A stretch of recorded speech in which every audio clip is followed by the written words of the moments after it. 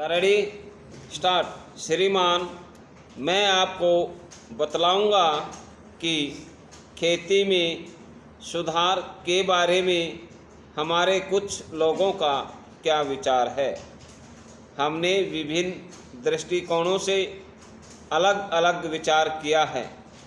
खास तौर पर सबसे ऊंची सीमा बांधने तथा सहकार के प्रश्न पर, किंतु हम अनुभव करने लग गए हैं कि दोनों का आपस में गहरा संबंध है।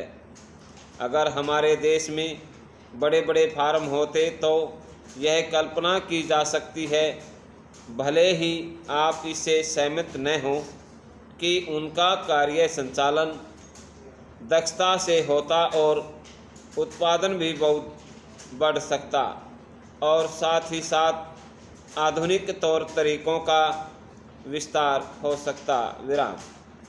भारत की मूल समस्या यह है कि यहाँ जोत की भूमि छोटी है और टुकड़ों में बटी है। विराम। साधारण तौर पर मैं कहूँ कि यहाँ 1, 2 या 3 एकड़ है। विराम। इतनी छोटी जोत की भूमियों से हमारे किसान केवल अपना काम भर चला सकते हैं, लेकिन आधुनिक तौर तरीकों को अपनाने में बहुत कम प्रगति करेंगे। विराम। अब सबसे ऊंची सीमा बांध देने से ऐसा भी हो सकता है कि कुछ एक जो बड़े फार्म हैं उनमें काट छांट हो, जो कि प्रयोजन भी है। विराम। अगर आप चाहते हैं कि प्रगति हो और आधुनिक तौर तरीकों का प्रचलन हो, तब तो ये जो अनगिनत छोटे छोटे फार्म हैं इनको सहकारी ढंग से चलाना है, जिससे कि वे आधुनिक उपायों का लाभ उठा सकें। विराम। पैरा। सहकारी ढंग से कार्य करने से मेरा मतलब है विविध प्रकार से सहयोग देना। विराम। हम सोचते हैं कि पहला कदम सहकार होना चाहिए और कर्जे के अलावा अन्य कई प्रकार से भी सहायता की जा सकती है, जैसे वस्तुओं को खरीदना और बेचना, बीज खाद तथा इसी प्रकार की वस्तुओं को दिलाना। विराम।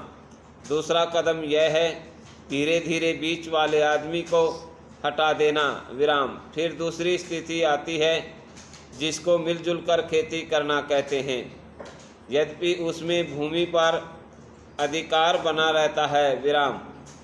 इस प्रकार का हमारा दृष्टिकोण है, जिससे अधिक सीमा की समस्या को सहकारों से अधिक जोड़ा जा सके, नहीं तो उत्पादन गिर जाने का खतरा है। विराम। यह एक जटिल समस्या है जिस पर मनन हो रहा है। विराम। पैरा। सहकार से मेरा मतलब है एक गांव के सहकार से, और ज़्यादा से 2-3 गांव का सहकार भी हो सकता है, यदि वे निकट से संबंधित है। विराम।